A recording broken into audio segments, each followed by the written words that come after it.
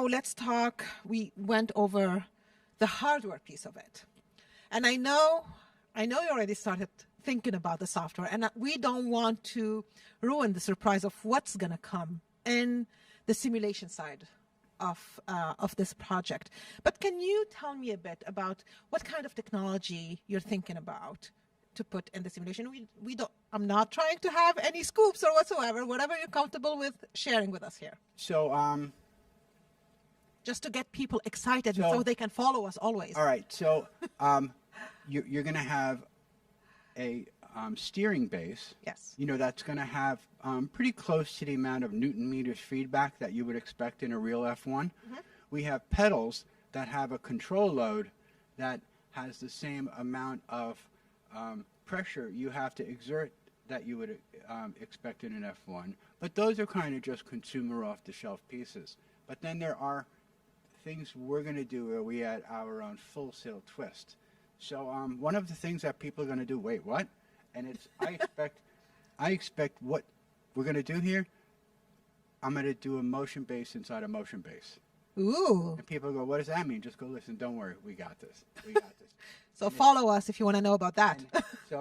And then we want to do the G-force.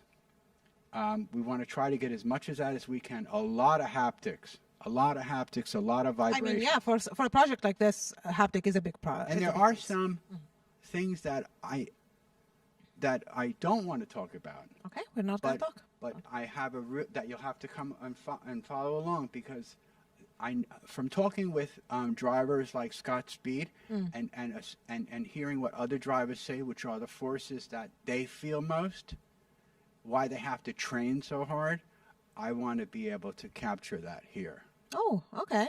I want, where people go, that's never been done before. I'm looking forward to it. And it will surprise you when you actually feel that. You know, you're going, wow, what was that all about? And so, that's what the drivers feel. Okay. So you have to overcome that. So right now, we're 100% hardware-centric because we're building an F1.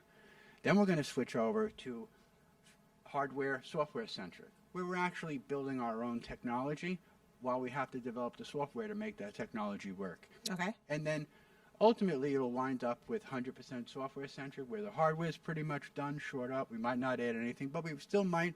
But we're going to build our own experience using UE5. Unreal. And in Unreal. Unreal 5. And I'm thinking we do I still, and I'm going to stand by it, I want to do an F1 track right around the university here. And we have to figure out where we can go 200 miles. You know how much I love F1. So I need to try this.